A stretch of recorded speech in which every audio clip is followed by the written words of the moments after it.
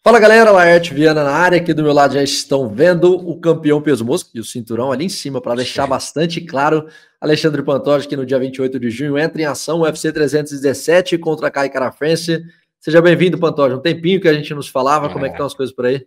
salve Laerte, muito bom estar falando com você novamente.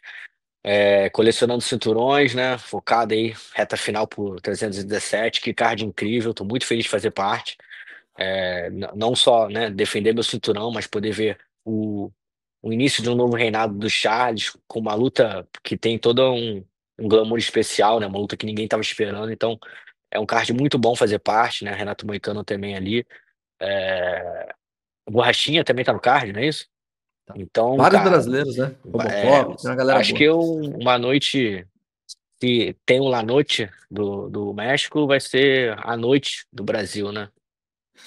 Realmente um dos cards, arrisco a dizer que o melhor até agora de 2025, expectativa bem alta. A gente vai falar muito sobre isso, então, por favor, se inscreva aqui no canal, deixa o like, tudo aquilo que vocês sabem que é importante para valorizar. Antes da gente entrar nesse assunto, Pantoja, próxima luta, Semana Internacional, queria falar sobre um assunto que está no momento, só para deixar bastante claro. Eu sei que você já falou que não tem intenção nenhuma de subir para o peso galo, a história é construir e aumentar o legado no peso mosca, mas eu queria saber como que você recebe as declarações recentes do Merab, né? Merab de Lashvili, campeão, te elogiando, dizendo que seria bacana te enfrentar. Como você vê quando o campeão da divisão de cima cita o seu nome? Cara, eu acho que essa relação que eu tenho com o Merab já vem de bastante tempo, entendeu? A gente já se encontrou algumas vezes, né? Eu até tava na penúltima luta dele em Los Angeles, quando ele lutou com o Mar. Eu tive uma troca ali com ele quando ele tava fazendo a perda de peso dele. Eu fui bem solícito ali, falar, irmão, tá tudo bem aí, bah, como é que você tá? E eu acho que sempre né, sempre muito respeitoso. Eu admiro muito o Merab, porque ele é um cara bem batalhador, assim como eu, né? Teve que construir o legado dele através das lutas mesmo, da batalha, não foi falando nem nada, não é porque ele é bonito, pá, muito pelo contrário. Assim como eu, entendeu? Eu vejo muito isso, entendeu? A gente se. Eu tenho essa admiração profunda por ele. E até, né, quando ele ia lutar contra o O'Malley, agora eu sabia que ele ia acabar a luta. Eu pensava até que ele ia nocautear o O'Malley num ground and pound, alguma coisa assim, mas ele finalizou. Mas eu sabia ali que a luta não ia terminar, né, por pontos, né? Porque a primeira terminou por pontos e eu vejo que o Merab quis mostrar pro O'Malley que eu posso terminar com você, sabe? Aquela luta ali foi só uma luta, foi a luta para ele conquistar o título e tudo mais, né? Mas que ele poderia fazer muito mais bem feito. E o O'Malley, fez o que fez, parou com o que parou. Eu falei até que ele estava me copiando, né? Que ele agora é um cara mais humilde, fica em casa com a família e tudo mais. Mas não adianta, né?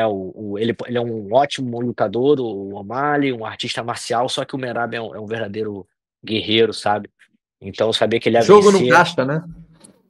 E tem isso, tem um algo a mais, sabe, Laerte? Esse algo a mais você não treina na academia, não, entendeu? Isso aí você vai dando com a vida, entendeu? Conforme você vai tendo as baldeações da vida para chegar onde você quer chegar, entendeu? Tem gente que vai de carro, de Mercedes, entendeu? Mas tem gente que tem que pegar ônibus, metrô, às vezes vai até andando, irmão. Então, tudo isso que você vai construindo durante o tempo, e assim como eu cheguei nesse cinturão, eu falo que eu cheguei muito pronto, já tinha passado por muita coisa. Então, é difícil você ganhar de um cara que chegou pronto, assim, um cara com a maturidade, que, né, nasceu para aquilo e tem a experiência técnica também, né? Eu virei um atleta depois que eu virei para América Top Team, e tá ao lado dos campeões, né? Agora saindo um pouco do contexto, mas com a Kayla Harrison, o Renato Moicano, tem lá todo mundo fazendo parte da mesma equipe, sabe? Que hoje o Uriguchi, que agora tá no UFC também. Então, são tantos atletas bons ali que você vai querendo estar melhor também, entendeu? Então, essa diferença de ir para uma equipe boa também, o Marab tá numa grande equipe também. E seria uma luta, é o que o Don White falou, né? Eu vi que o Don White foi perguntado por isso, e ele falou: se é a luta que os fãs querem ver, por que não fazer, entendeu? Então eu vejo hoje em dia o UFC tá muito mais aberto a fazer esse tipo de luta quando se tem um argumento e tudo mais, né? É show business realmente, né? É até engraçado porque eu comecei nessa parada pra lutar realmente, né? Eu gosto de ser visto lutando. Eu acho incrível o que eu faço dentro do octógono, na academia treinando. Eu gosto que todo mundo pare e me olhe. Só que por outro lado, eu sou um cara bem reservado quanto à minha família, me expor e tudo mais. Mas quando realmente estou ali na semana da luta, estou com o UFC para me propor alguma coisa, eu acho que eu me abro assim para fazer a atuação que o UFC pede para mim fazer, para eu ser o campeão e tudo mais. Mas é engraçado como o UFC, né, deixou de só ser uma para ver quem é o melhor lutador e virou um show business tão grande, né, cara? E a gente vai tentando. Entretenimento, né? E aí eu que falo que eu me considero um cara da old school, assim, que, né, fui até apalavreado pelo Minotauro, que falou que eu era old school, então tá falado, eu sou old school. Tento ainda me renovar quanto a isso, né? Mas o mais importante eu venho conquistando, que é lá dentro do octógono, e fico muito feliz de poder entregar as lutas que eu venho entregando, né? Mas essa decisão sua de não subir para o peso galo, então dá para a gente dizer que mudou de ideia, que de repente, o que faria, por exemplo, você enfrentar o Merab? Se chegasse de repente uma proposta, dependendo da grana, o que faria você mudar de ideia? É que a questão é, claro que eu teria que fazer uma manutenção de peso para subir, e depois você tem que defender o seu cinturão, aí você tem que descer. Então, eu É. abriria a mão do meu peso mosca. Eu não sei se eu queria abrir mão desse título, entendeu? É o meu peso, é como eu me vejo assim. E aí eu estaria subindo, estaria me expondo, né? E aí, tá bom, e eu ganho do Merab. E aí, como é que eu vou fazer? Eu vou defender dois cinturões? É um pouco complicado, entendeu? Os caras que tinham o cinturão abriram mão, né? Foi o Topuria e o Makhachev. Os dois abriram mão do cinturão para tentar esse próximo cinturão, né? Então eles não vão nem ser consagrados como double champ, né? Porque abriram mão, né? Não vão entrar para a lista ali do RC Ruto, do Daniel Cormier. É, até o Poatan não entrou, né? Porque ele tinha perdido também, mas é, eles não vão se encaixar nesse negócio. Eu só iria abrir mão para me botarem nessa lista, né? Eu acho que aí sim você concretiza um legado muito forte, campeão em duas categorias. Eu acho que isso aí é um feito muito grande.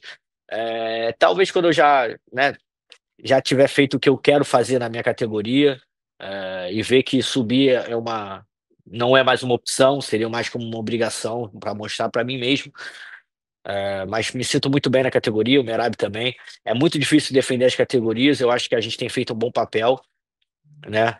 É, porque o Slam agora abriu a mão do cinturão dele, então eu sou o único que posso chegar ali, né? A esse título, né? Defender a quarta vez, tô mais próximo ali. Muito bem explicado, a galera estava na dúvida, né? O Merab falou isso essa semana, então esse assunto voltou, então eu queria te perguntar exatamente para deixar esclarecido. No campo hipotético, aí é uma dúvida pessoal minha. Qual que é a leitura que você faz de como parar esse jogo do Merab? Porque é impressionante o que esse cara vem fazendo, né? Ele não só tá vencendo, como ele tá sendo dominante, não tá sofrendo riscos.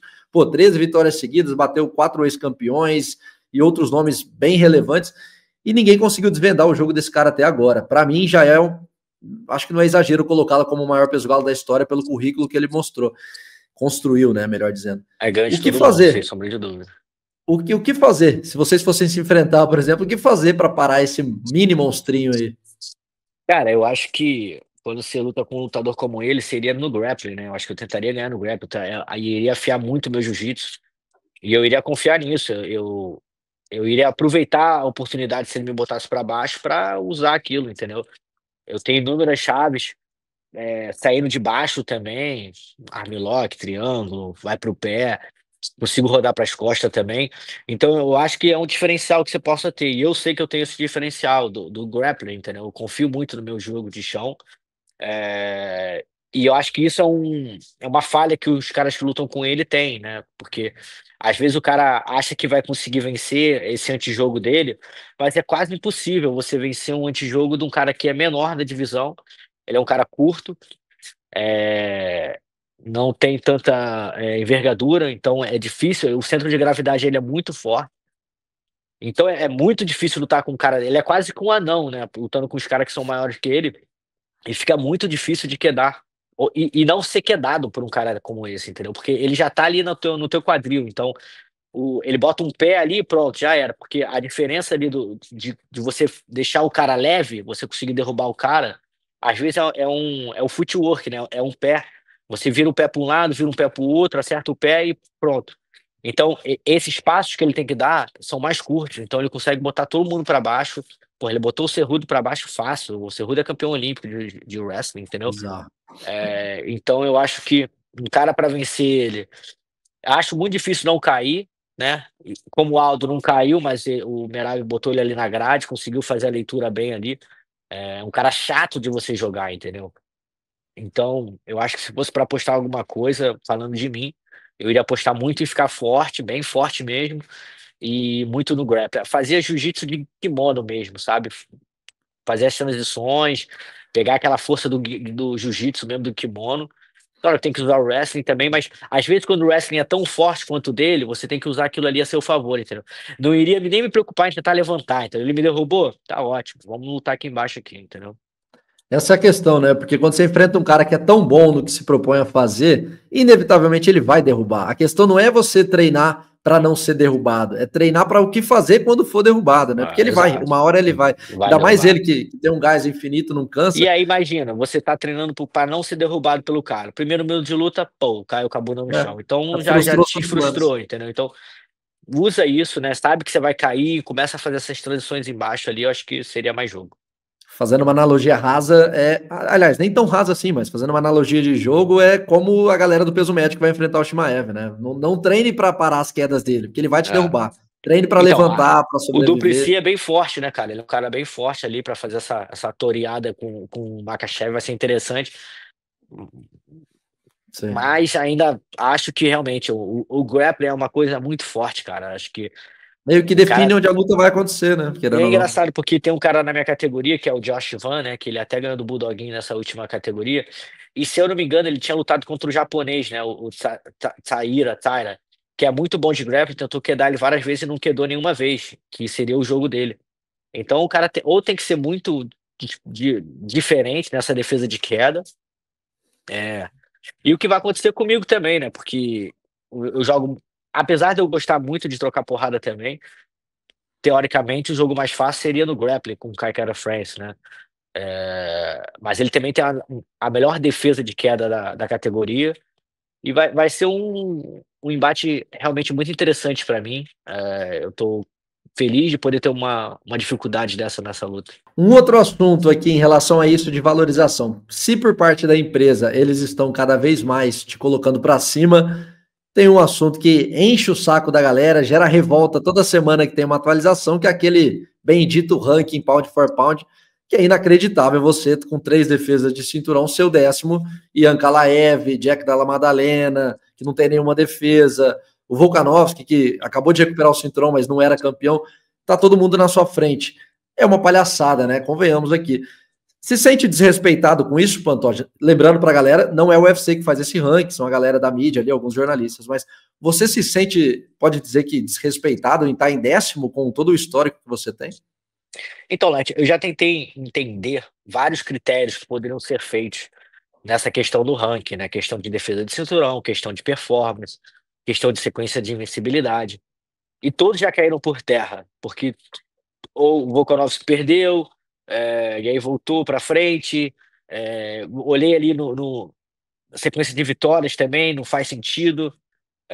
Questão de peso, já mostrou que não é, porque o Merab foi lá para terceiro ou segundo, não sei. Segundo, passou o Joe Jones. Entendeu? Então, eu não sei mais o que que é. Eu acho que questão de falta de respeito é uma coisa que todo lutador quer ser o melhor do mundo. Todo mundo quer ser o pound for pound. Eu quero morrer e botarem lá na minha lapa de lá que o cara foi o melhor lutador do mundo. Isso é uma coisa interessante. A gente, como lutador profissional, a gente busca sempre isso, né? Eu acho que é por isso que eu treino desde a minha infância que eu quero ser o melhor do mundo.